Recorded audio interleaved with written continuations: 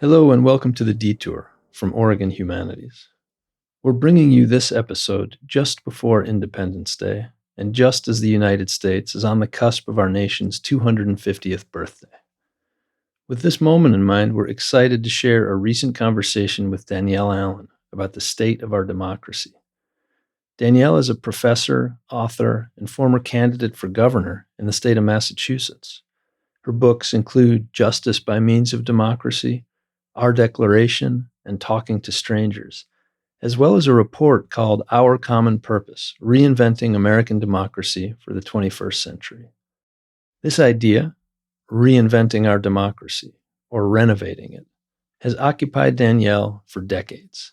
As you'll hear, Danielle has a wide range of thoughts, from the micro to the macro, and from procedural to cultural, about what we can do to improve how we govern ourselves and strengthen the institutions we count on to help with this audacious project. Danielle joined us at the Tomorrow Theater in Southeast Portland in May 2025 as part of Oregon Humanities Consider This series on the theme, The People and the Public. Wherever you are in your party affiliation, geography, or attitude toward our government, we think this conversation about our nation's democracy in this charged political and historical moment will resonate with you, and we hope it helps you think about what you expect from our 250-year-old experiment in self-government and how you show up as part of it.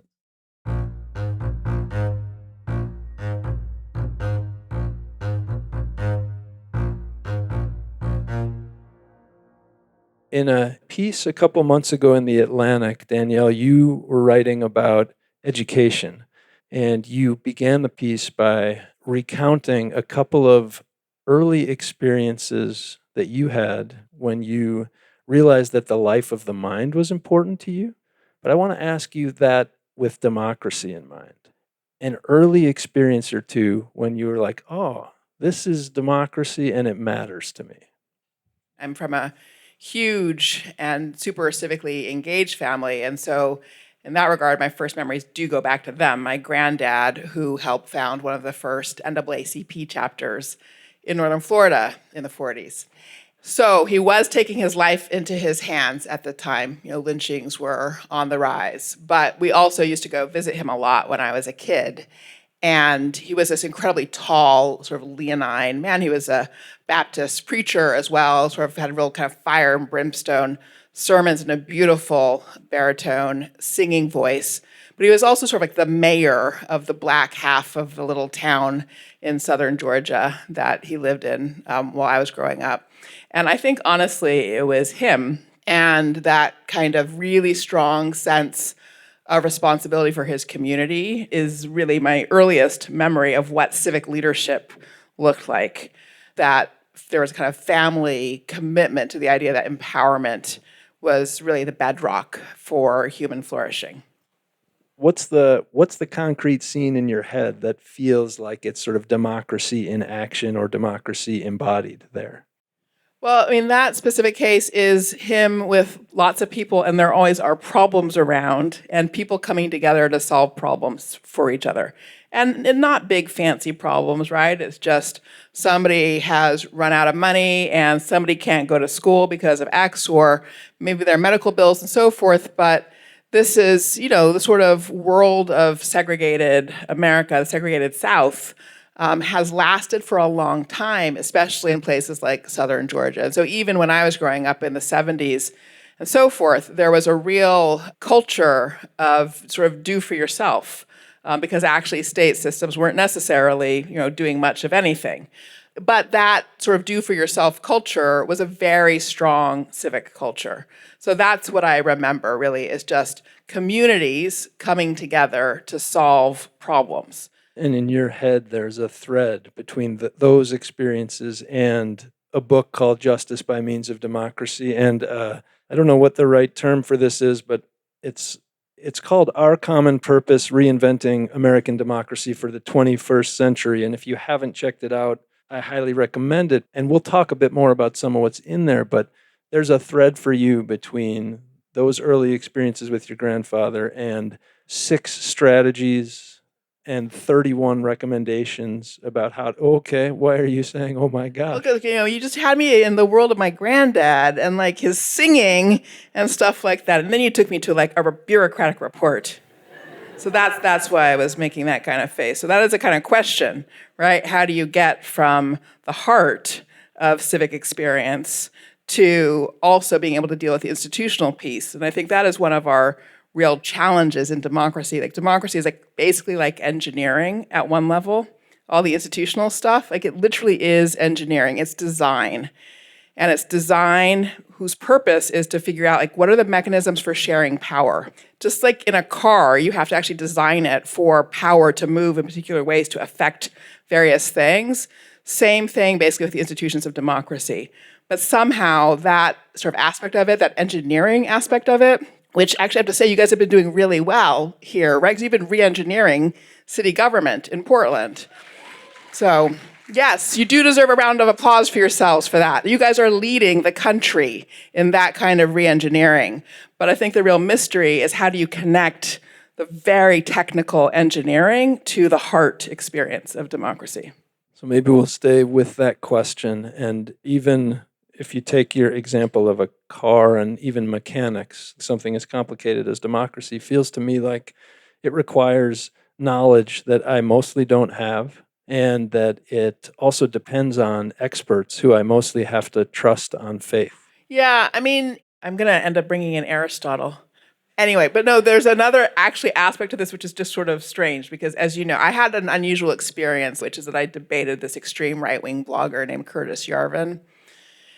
And his arguments are full of falsehood and logical fallacies. But weirdly, we share a love of Aristotle. I think Aristotle has the best account, actually, of the role of expertise in democracy.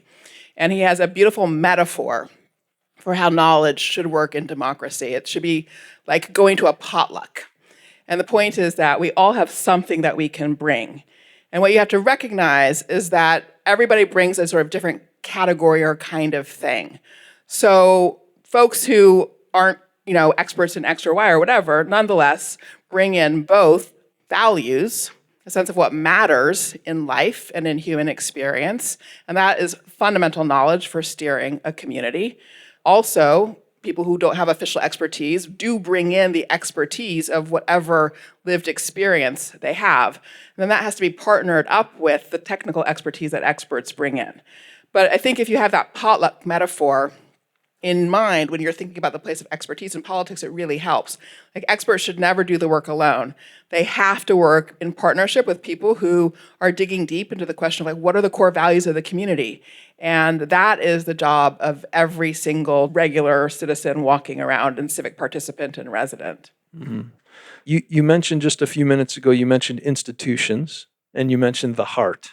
And I wonder, like, are those the two big categories to be thinking about when we're thinking about the parts to work on? Are there other big parts when we're thinking about building and reinventing democracy?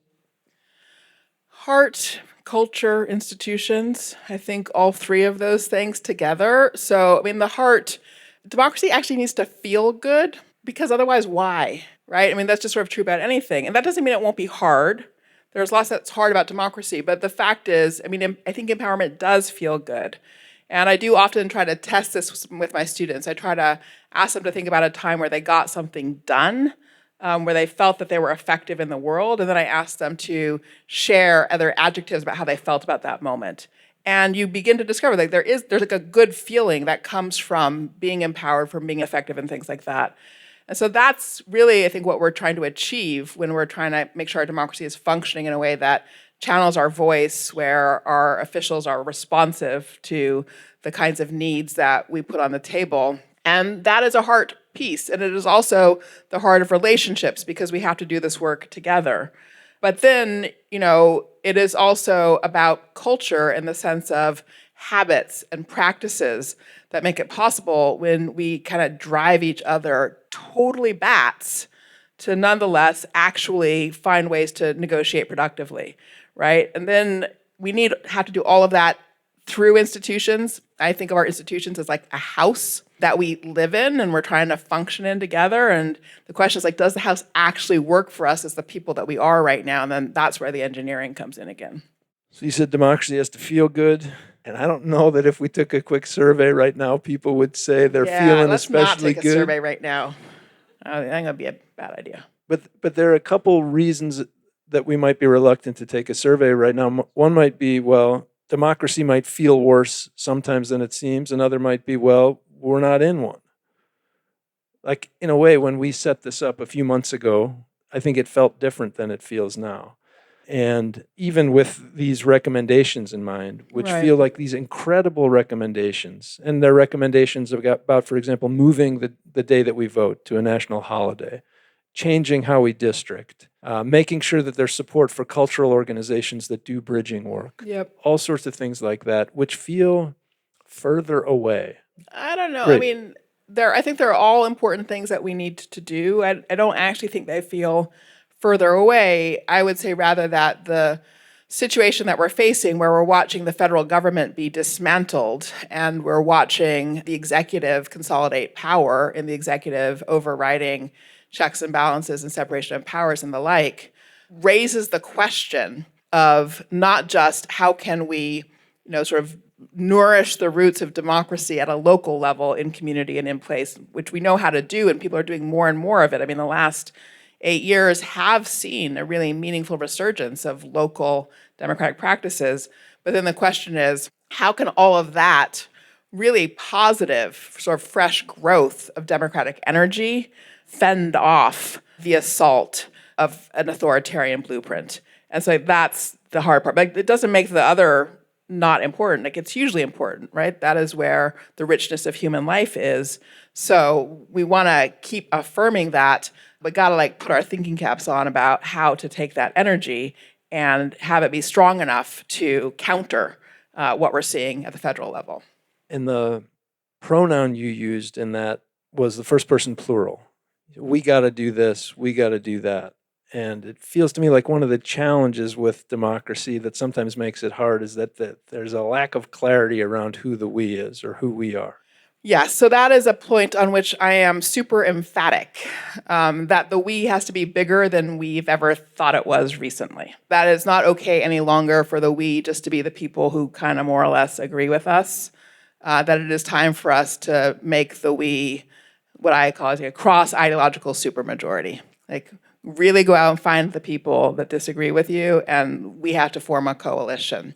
So progressives and center-rights and farther right constitutionalists and things like that, and but basically people who love freedom, because that is what is on the table right now. There are, if you look sort of historically, cases of backsliding democracies where there's been a reversal, and people have managed to achieve that reversal.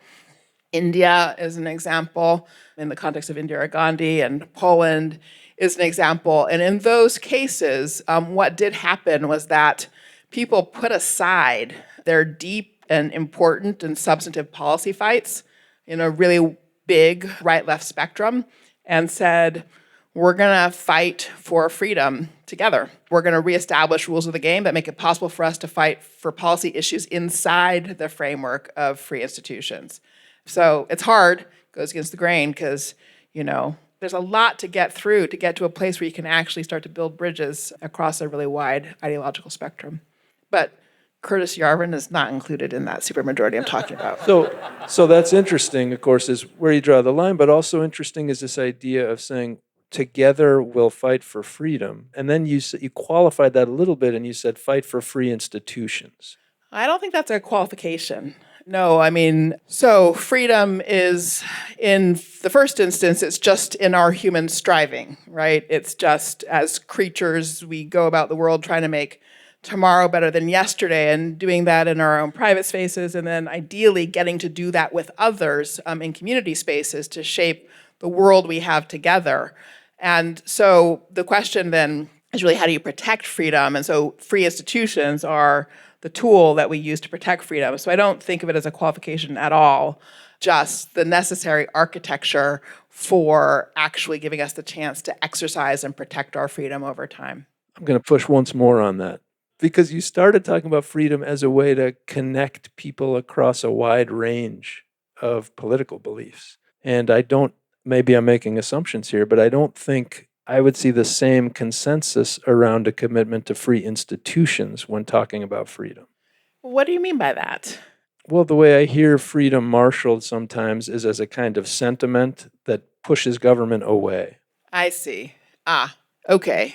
I mean, for sure, we have had a culture in the country of a libertarian definition of freedom, which is about just like, get your hands off me, and it is not about community and the like. And one of the challenges of democracy is that one of the things we contest is the definition of freedom in the first place. And now, see, this is when I am going to turn into a professor and I'm going to give you a lecture.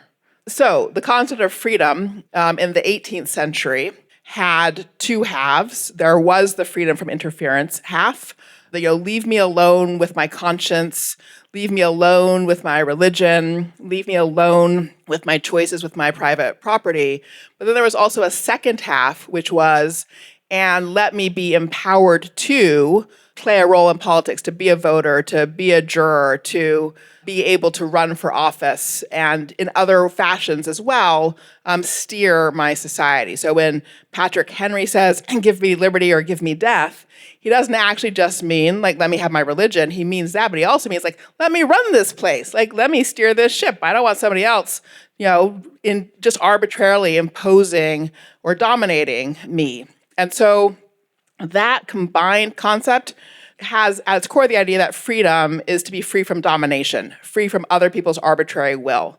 The only way you can be free from other people's arbitrary will, which, by the way, we're all experiencing right now, right? Like, what does arbitrary will feel like? It feels like Donald Trump. Okay, that is like a perfect example of arbitrary will right now. All right, so freedom from domination is like being free from that kind of thing. And that was the sort of 18th century definition of freedom. And then for various complicated reasons, freedom got split into those two halves. And that kind of just leave me alone to do my own thing half, and then the give me the power to help shape things half. And that first half is the kind of libertarian one that has played a big role in our culture in recent years. But the truth of the matter is that version, if you don't also pay attention to empowering people politically through our institutions, political equality, does leave people subject to domination, because you end up with somebody else colonizing public space and doing the arbitrary things that we're currently watching. So at any rate, the point is that in order for us to fend off the experience of arbitrariness, we have to reclaim that rich, complete definition of freedom as being about freedom from domination, not just freedom from interference. Did you follow me? All right. So at the start of that, you said you were sort of going to put your professor hat on for a minute, which put me in mind of the fact that a few years ago, you ran for governor of Massachusetts. What led you to go, okay, I'm doing this professor thing. I want to try to be potentially the governor of Massachusetts, and I'm curious both what that felt like and looking back on it now, whether there are things that you feel like you learned from it. Absolutely. No, thank you for asking that question, because it does actually also give me a chance to come back to the ways in which democracy feels good. I have a lot to say about how that experience was super positive, and I actually recommend it. If you're feeling down about things, like running for office actually feels really good. But you asked why. I just got really angry, is the truth.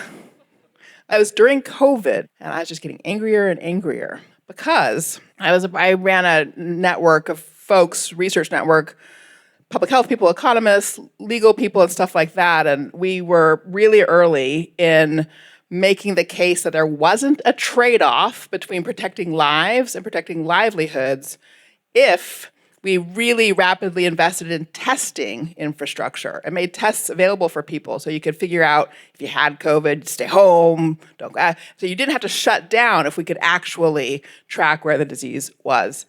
And that's ultimately the policy we basically pursued, but it took like a year longer than it should have taken.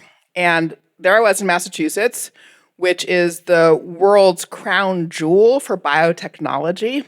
We had all the capacity in Massachusetts to deliver testing infrastructure for the country really early. And we couldn't get our governor to move. And ultimately, we did finally get Larry Hogan to move, to set up an interstate compact, to start getting people to invest in building out testing infrastructure. But we could not get the governor of Massachusetts to do it when it was just like sitting there to be done.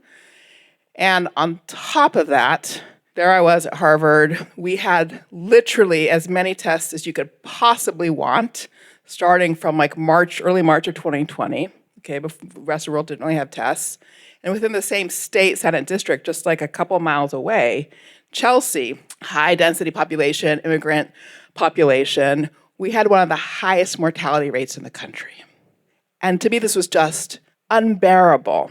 Such a travesty when we had the capacity for that not to be happening. So anyway, I was mad, and nobody else was going to run against him because he had like the highest popularity ratings of any governor in the country. There was this real discrepancy between the reality and the perception. And so I was like, somebody's got to do it. So I was going to grit my teeth, eat my vegetables, and do this. And so that's why. Okay, it's interesting. I'm curious about the second part of that question about what you learned from it, but because you've been talking about anger and the link between anger and taking more of a role in democracy. So agency is therapeutic, right? Action anger is a reasonable motivation for advocacy, for acting in politics. I know many advocates or activists who are in this room have probably experienced that. And agency is the right therapy for anger. But politics isn't just about, the conversion of anger into action, precisely because it's about what you do with other people. Like that's where the reward and the good feelings truly come in. So for example, best thing about running for office, nobody tells you before you run for office that you will have more friends by the time you're done than when you started. It's true. I'm like, wow, that's awesome. It just is. Like I have friends all over Massachusetts now that I didn't have before. And they're just like great people doing good things for their community, care about the future of Massachusetts, care about the future of their towns. I just love that. That just felt good. Can I tell you one more thing that felt good? Yeah. All right, so this was the other thing that I just was really blown away by. So when you run for office, others of you in this room I'm sure have done this. You go to folks' backyards and you sit on people's front porches and talk about whatever. And I was sort of doing this and kind of surprised by how frank people were being with me. That they were just really sharing like really hard things in their lives, right? Family members who've had Section 8, that's our kind of mental health when you're been forcibly removed for mental health issues or substance use disorder or job loss, or people who, had gotten to a kind of financial point that they couldn't even afford formula and things like, just really, really hard stuff and lots of tears. And I'm thinking like, why are these people telling me all these things? Because they don't even know me. Like I didn't have any name recognition. I was just like Joe or Jane off the street. Yet people were bearing their souls to me. And then I realized it wasn't about me. They were sharing this way because there was some remote chance I could end up as governor. And they wanted to make sure that knowledge was there. They wanted to share some ideas about what should be done, which means they trusted our institutions. It was our institutions that they were trusting, not me. And that was just like a real wake-up call for me.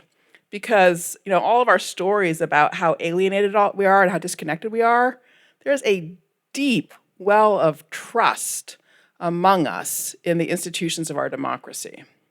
How else do you see that deep well of trust in our institutions showing up?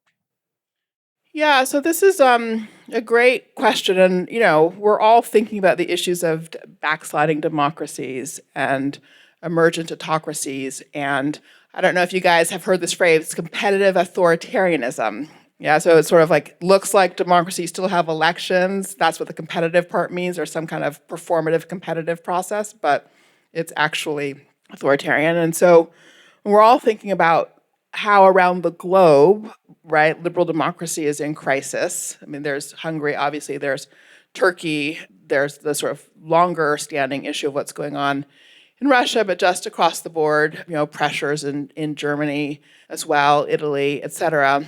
And, the question is, Are we in the same position, is the United States in the same position as a Hungary, for instance? And there are many people who say, no, we're not. And the reason is because we have a depth of civil society that many of the new democracies did not have. And that seems right to me. And here's one other little element of that gives me hope, which is I think we might turn out to be really lucky that this whole backsliding thing is happening the same year we turn 250. Because there's all these civil society orgs all over the country that have been working for the last 2 years to get ready to celebrate the 250th. And for example, Monticello is going to run book groups all over the country to read the Declaration of Independence. And the sort of history of dissidents in Czechoslovakia and Poland in the period of the Soviet Union, and sort of what did it take for them to develop the dynamic that ultimately allowed them to reclaim their freedom. It was groups of dissidents passing around what were called samizdat, which were sort of pamphlets with the Declaration of Independence in them, and the Constitution, and all of our stuff. But they had to do it secretly. We get to have Monticello run book groups all over the country, totally in public. So I think we just might have a little seed of luck in that fact.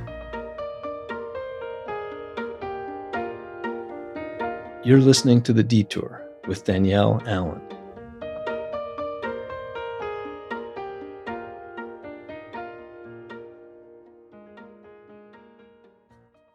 Can you say what you mean by civil society?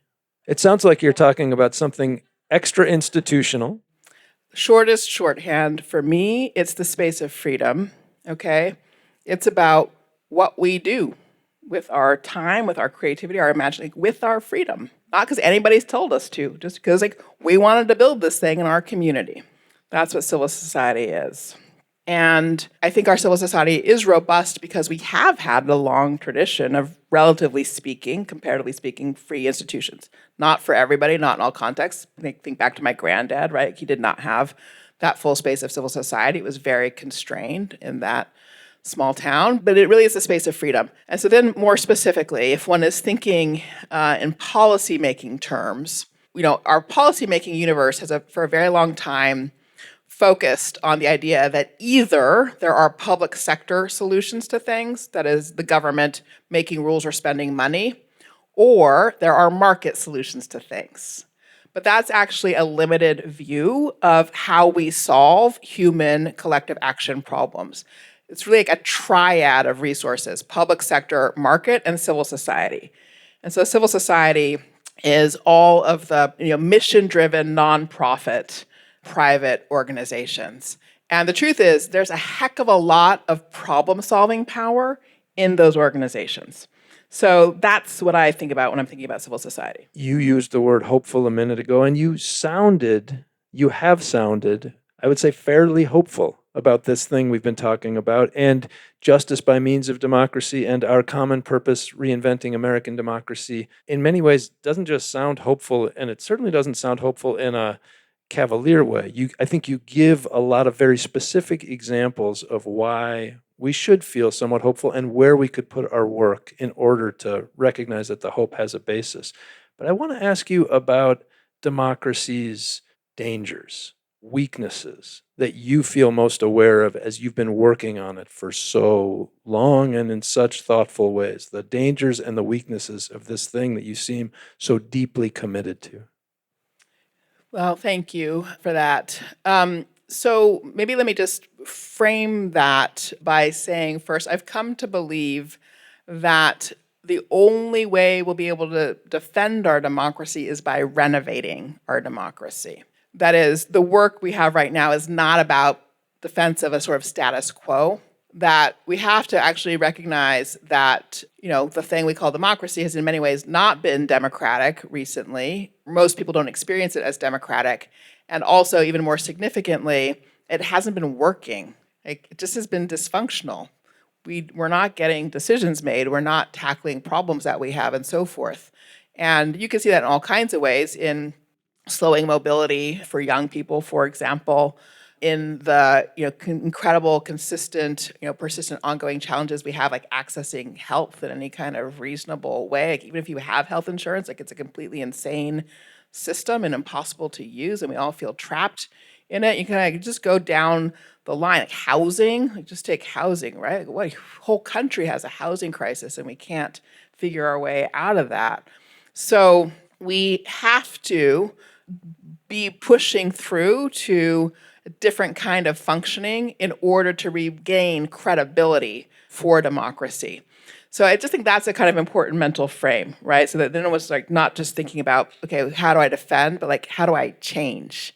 Like, again, like what you guys have done here in Portland. But so then you ask sort of dangers and vulnerabilities. So there's unfortunately a long list. I don't want to give you the whole list. But one of them is how our party system is currently operating. I do think it's time for us to look at that with really clear eyes. And I'm not talking about either party here, actually both parties. And I'll be very, very specific. The parties have shrinking populations who are members. Okay, more and more people are not enrolled in any party. Yet the parties have captured our political institutions and control who our elected officials are, particularly because of gerrymandered partisan primaries with really low turnout. So we have teeny percentages of voters actually selecting our elected officials. Just to put it in concrete terms, Marjorie Taylor Greene in her district has actually been chosen by 8% of the voters in her district, 8% of the electorate. But it's both parties. AOC elected initially by 5% of the voters in her district, right? So our whole political apparatus has been captured by a really tiny percentage of the actual electorate. And so that is a huge vulnerability because it just means it's always detached from most of us, et cetera. And in that example, it sounds like one of the weaknesses is that it's not democratic enough. That would be my view. Yes. Yeah. Are there any situations where you think actually the problem is like it's too democratic? Or is it always that our problems come back to not enough participation, not enough democracy? So the way I think of it is there was an early 20th sociologist, F. Michel, sometimes people say Michael, but who wrote a book about political parties in which he made the case for what he called the iron law of oligarchy. The argument is that every single form of human organization tends over time to being captured by small elites. He was so fatalistic about this law that he went ahead and signed up for fascism and joined Mussolini.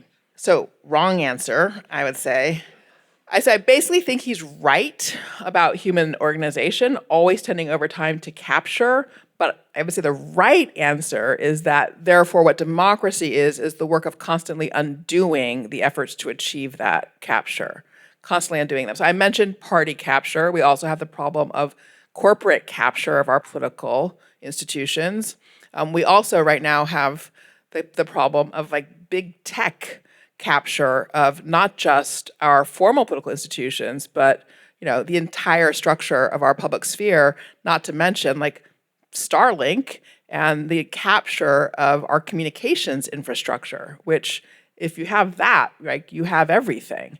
So we have a lot of capture problems that we have to undo. So yes, I do think the problems are generally capture problems, not too much democracy problems.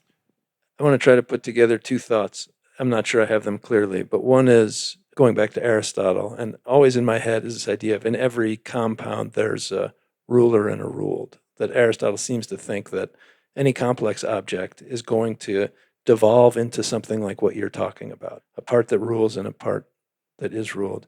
And then when you talked about, I think this is related to the next thing, oligarchy, different form than democracy. I have a clearer sense of who's in charge in an oligarchy. Monarchy, different form than democracy, but I see who's in charge. Corporate capture. In all of those instances, I kind of see the ruling element clearly. It's just harder to see the ruling element in democracy. And I wonder if you could speak to seeing clearly the ruling element in this unusual form compound.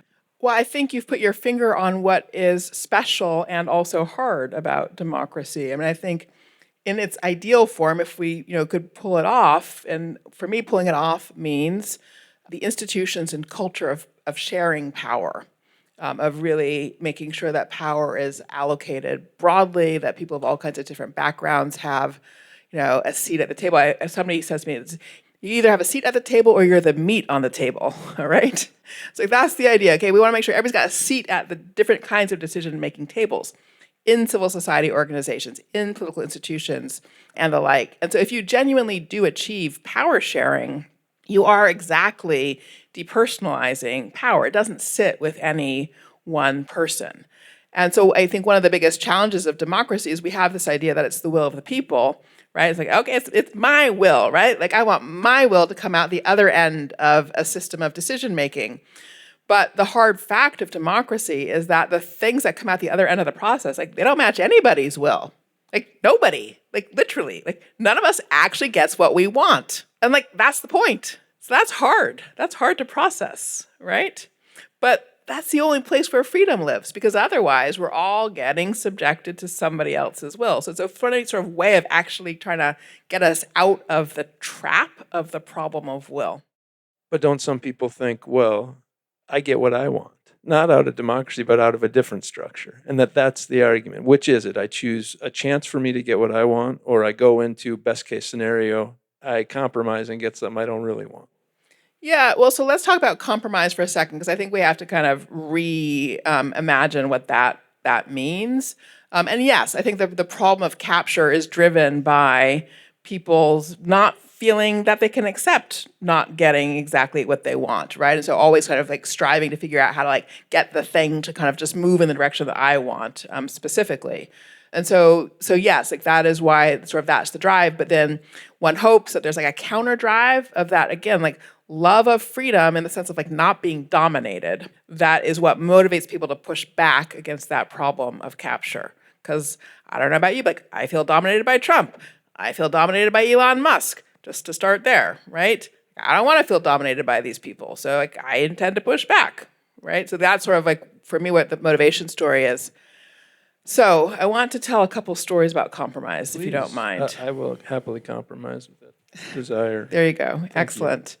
And this is really kind of nitty gritty in some of the work that we can do to try to cultivate healthy democracy.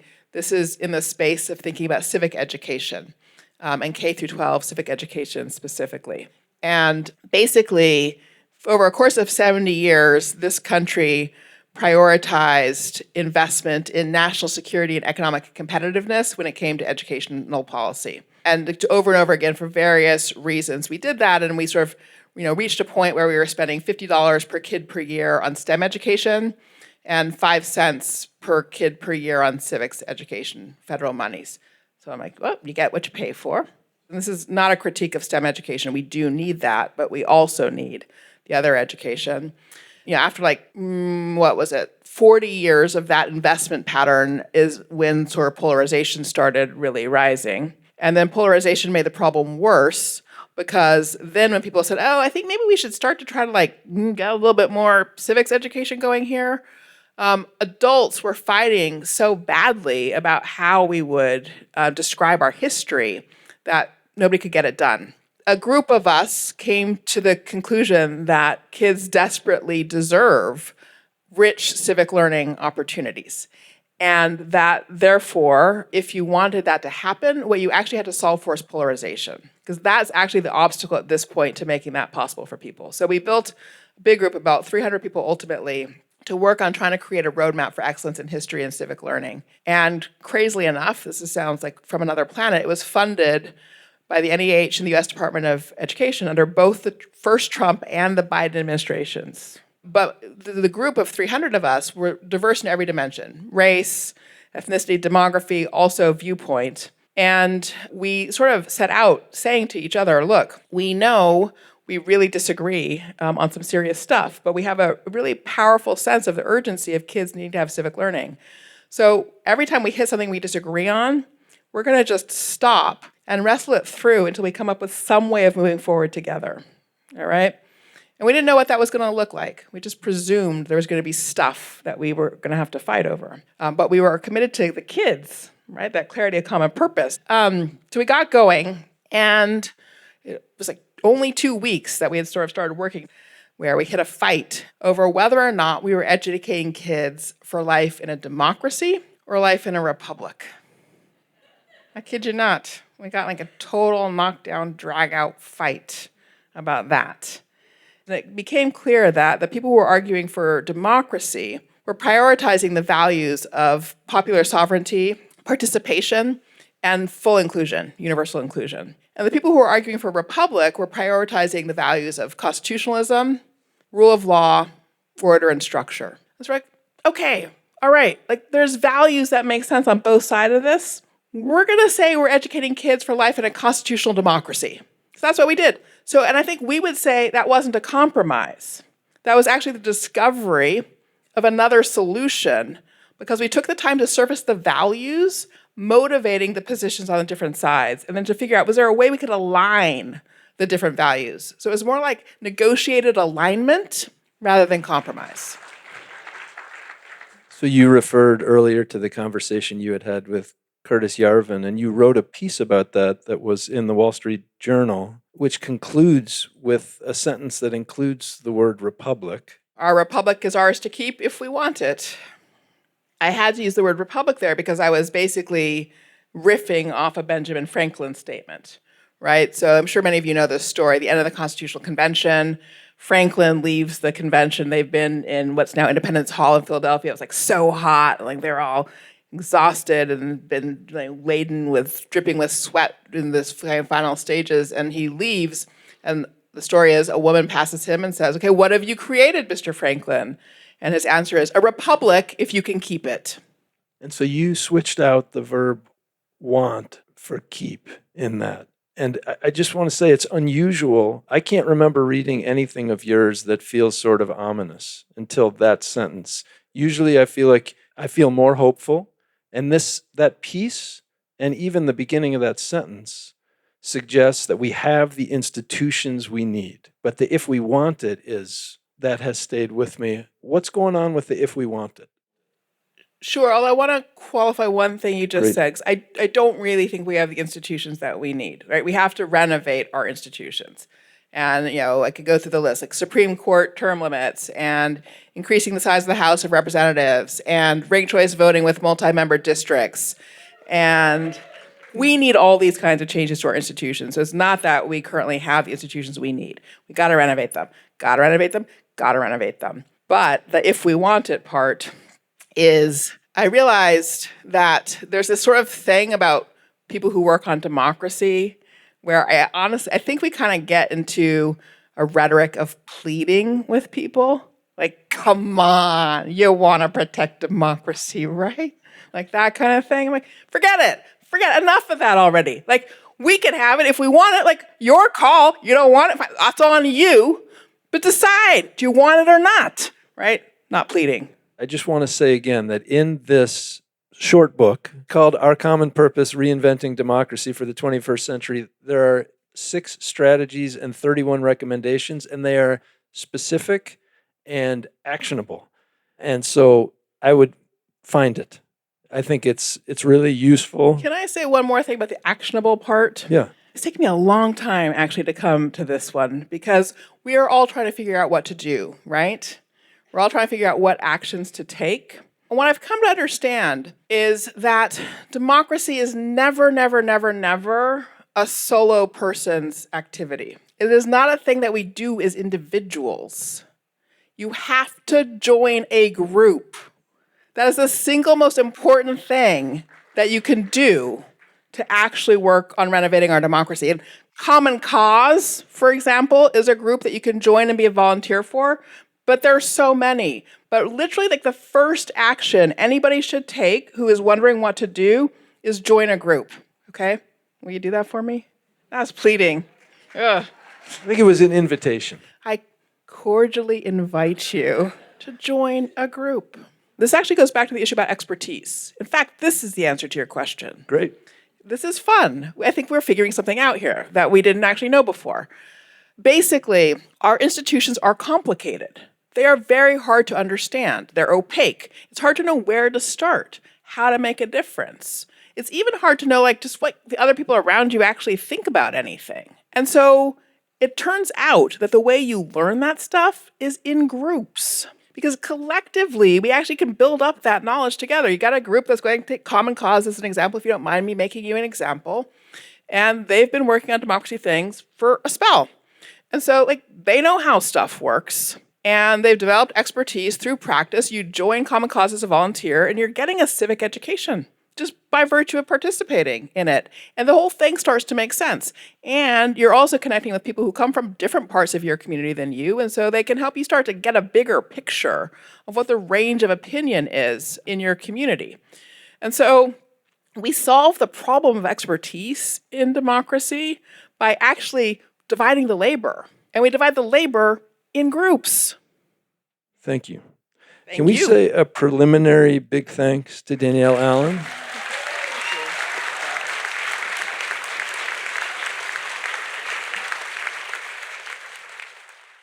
Hi, I would love for you to address the role of money in democracy right now and a better way that we might see in the future. Thank you. Yeah, no, I appreciate that question. Actually, it's funny. I was thinking about that on the plane this morning. I'm going to say something that's really not going to come from where you expect it to come from. I was thinking on the plane about the fact that you can't do politics without money, okay? Because it costs money to support a team. You can't do everything through volunteers, I guess is the basic point. And so you literally cannot actually do politics without money. And what we have to recognize is that in its good form, okay, we have a really problematic corrupt form, but if you're just thinking in the abstract, in its good form, money in politics should be like a barn raising. Okay, and the same way that's in groups, it's like a division of labor. What money in politics should be is groups pooling their resources in order to make sure that they can advance their cause. So I'm kind of thinking we need a slightly different vocabulary for the problem of money in politics, because it's not that we want to get all money out of politics. I mean, you guys now have matching funds. Seattle has the democracy vouchers, where everybody gets a voucher to contribute to campaigns, for example, and the like. There are reforms that can get us to a point where we have that barn raising picture of what it means to have money in politics. We also have to block the problem of corporate money in politics. There's a couple of different ways to do that. One, there's a group called American Promise, which is working on a constitutional amendment to get rid of the effects of Citizens United to define corporations as not people. The second thing that's a possibility, which is also very good, is both Minnesota and Maine have now passed laws that prohibit political expenditure by corporations that have more than a certain percentage of foreign ownership, which is basically all multinationals, which takes about 85% of corporate money out of politics. So that might be the more feasible way in the short term. I really appreciated the question about what is civil society. I feel like since Reagan and Thatcher, we're actually, this Trump is a symptom, and we've been in a water that's been getting hotter and hotter. So I'm just wondering if you could talk a little about that trajectory, which is much longer than Trump, and how you see that in your work and what we need to do now. Right. It was Thatcher who said there's no such thing as society, right? And that phrase is a good way of capturing a lot of the spirit of the neoliberal era. One of the problems with neoliberalism is it doesn't, in its analytics, economic models, and other things, doesn't think about power. And so if you put questions of power back into economic thinking, for example, in the labor market, how does power affect employer-employee relationships, and just all the way through, you get a very different picture of the kind of economic policy you need for a healthy and productive society. So there's a lot more that could be said. The good news is that there is actually a whole network of economists and policymakers who are basically working in this kind of direction. And some of Biden's policies were actually a kind of first effort of experimentation in this new direction. So there was actually a lot of good in his policy work, though it was not necessarily well prepared or well delivered to the American people. From the last election, and talking to people, it seemed like almost every form of traditional campaign outreach, whether it was going door to door, which I did in a swing state, or whether it was online engagement, whether it was telephones, just didn't seem to be moving the needle at all. And particularly with younger people who are so focused on their technology right in front of their face, not joining groups, not engaging in these, how do we break through and get that re-engagement in our system? I mean, I think you're asking the right question, and I suppose I would turn it back to you. I mean, I think if we can remember that the questions we should ask are how questions, we're a very creative species, and so we can answer those questions, right? So in other words, if one wants to recruit young people into a group, I think one of the first things one should do is sort of like try to identify the organizations that are actually already doing that. And they exist. So there's a terrific organization called Made by Us, which really focuses exactly on this issue of bringing young people into civic engagement and group experiences with each other. So they have a lot of lessons to share, and so that's where I would start. Take lessons from them and then how to apply them in the context in which you're working. Yeah, thanks. This might be a good follow-up question to that. I'm actually asking a question on behalf of my 15-year-old who does not like to speak into microphones. So her question, as a kid who is exposed to all the technology but wants to have her face outward to the rest of the world as well, is what should she do as somebody who can't vote? And the question that she asked was, what do I do to not feel like a drop of milk in a sea of milk? I have a 15-year-old, actually. She won't ask me any questions, so I really appreciate your question. So I think on technology, I'm not very good at this, but I've started thinking about my phone as a pack of cigarettes. And I'm like 4 packs a day here. I actually think we really need to reimagine what our technology is. Certainly the way companies themselves right now are using these devices. They are using them like cigarettes, right? They are addicting us and they are damaging us. They're damaging our mental health. They're damaging our sense of agency. So I think the first job is to actually exert control over one's technology by figuring out how to control one's time in relationship to it. And I think if we can do that, that actually starts to open up new possibilities for all of us, including now, you're going to be really mad at me for repeating myself, joining groups. So the question I would ask is, I'm sure there are organizations that would love to have a 15-year-old, and they don't have to be youth organizations even. They can be any of the local nonprofits. They can be local party associations, for example. They would be so grateful if you showed up. And the only, I think, challenge is that I think it can be hard if you're 15, like to go show up with a bunch of people who are like, a lot older and like a lot of different kind of perspectives and so forth. So what I would say is find a friend who has the same questions as you and go together. I wonder if you could say a little bit more about the role of cultural norms in acting as checks and balances in a democracy. I mean, I'm old enough to remember when having a felon as president was unthinkable, and now that's where we are. I'll tell you a funny story. So I've been writing this biography about 18th century British politician, 3rd Duke of Richmond, he was called. And politics in England in the 1760s got like really crazy and really hot. And one of the things that like really heated up politics was there was this guy named John Wilkes, who was a convicted felon who kept getting reelected to Parliament. And like Parliament did everything they could like to try to keep him out and get him out. He kept getting reelected like time and time and time again. So, and like Britain's okay today. So that's like really reassuring for me, I have to say. And you're absolutely right that cultural norms matter a huge amount because we cannot actually, regulate or merely institutionally design ourselves into appropriate limited government. It just produces an infinity of rules, right? Like there's always another way that can make a conflict of interest or this or that. Like you actually need people to carry commitment to the norms of good government with them. And that is work we do need to do as a culture. Those norms have eroded. It is really important that leaders speak up for norms. So for example, you will have heard me say nonviolence is a norm multiple times in this conversation tonight. That is me speaking up for the norms of democracy that are under pressure. And it's just really important that people actually name the norms that matter. Trump has actually triggered emotions that really move the public in a new direction for democracy. Had we not had this Trump reality, would we have been as far as we have in the 3 months that have taken place in terms of a reaction? One of the virtues of democracy in principle is that it is a self-correcting system. So democracies make mistakes. Like, obviously, we've just made a really big one.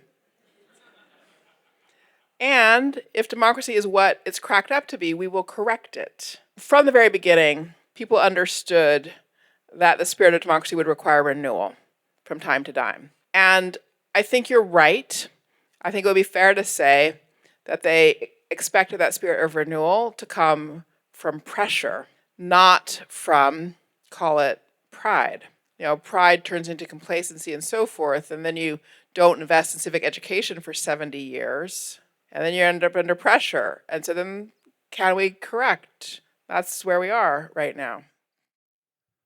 So I want to say two things as we conclude. The first is I just want to point back to the funny situation that Oregon Humanities is in, as I think under new pressure due to a kind of complacency that sometime in the mid-'60s, there was an idea of a great society that led to the creation of things like the National Endowment for the Humanities, National Endowment for the Arts, lots of other things. We seem to be in a different moment, and it's interesting to think of what opportunities are there. And I would say, really, come to events, come to conversation projects, read the magazine, support the organization. And I would say, I'm not actually trying to make a plea for Oregon Humanities. I think I'm saying a version of what you're saying with join groups. I know you are, but I'm saying Oregon Humanities. Okay. Thank you. And that points back to the second thing I wanted to conclude with, which is, I think 30 years ago back in Chicago, I sort of first ran into Danielle and have had the good... 30 years, he made that up. It was like 15 years. Thank you, Adam. 30 years for me, 15 for you. But to have the good fortune to sort of see the work you're doing in so many places, in so many ways, and going from 18th century English politicians to 21st century suggestions about how to get more people voting is remarkable. And it's a gift. And I just want to say a big thank you, really, from all of us here. So thank you. Thank you. Thank you, Adam. Thank you, all of you. Wonderful questions. Thank you very much.